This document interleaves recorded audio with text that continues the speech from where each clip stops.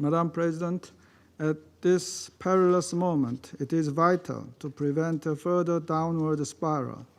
We therefore reiterate our call for full respect for the UN Charter and international law, and the safeguarding of the international non-proliferation regime. Any indiscriminate attacks against civilians or civilian objects are prohibited. This is an absolute principle that must be upheld, especially as the situation grows ever more volatile. The Republic of Korea highly appreciates the IAEA for its unwavering efforts to ensure nuclear safety and security under these extremely challenging circumstances. We also remain mindful of the safeguards implications of the current crisis. All parties need to return to the table so both military actions and nuclear safeguards concerns can come to an end. In conclusion, Madam President, it is imperative to avoid any further military escalation and prevent a spread of the conflict. We strongly hope that a renewed window for diplomacy will open again. Thank you. I thank the representative of the Republic of Korea for his statement, and I give the floor to the representative of Sierra Leone. Thank you, Madam President.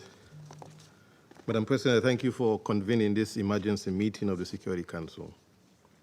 The gravity of the situation in the Middle East demands the Council's immediate attention as it discharges its primary responsibility to maintain international peace and security. I thank His Excellency Antonio Guterres, Secretary General of the United Nations, for his introductory statement.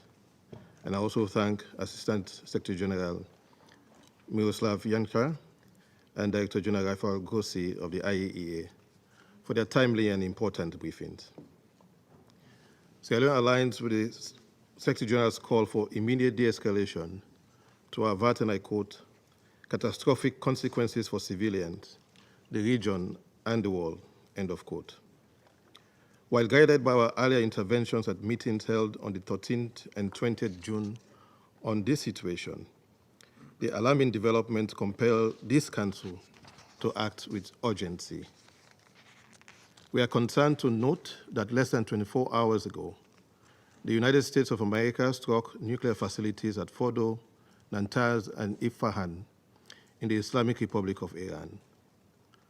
Earlier that day, the State of Israel launched further strikes on the Isfahan complex. Iran also responded with missile launches at Israel.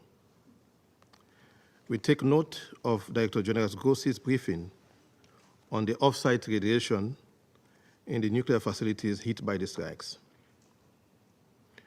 The event, however, heightened the risk of radiological disaster and increased civilian suffering. Sierra Leone is deeply concerned by these military strikes, particularly as they target nuclear installations and densely populated areas in Iran and Israel. Even as we recognize the complexities of the regional security environment, these developments call for renewed commitment to the principles of the UN Charter and international law. The use of force is among the most serious matters before this Council. Article 2.4 of the Charter obliges all member states to refrain, and I quote, from the threat or use of force against the territorial integrity or political independence of any state, end of quote. In this instance, we note with concern that the strikes were conducted without Council authorization, nor was there a clear invocation of the right of self-defense under Article 51 in response to or an imminent armed attack.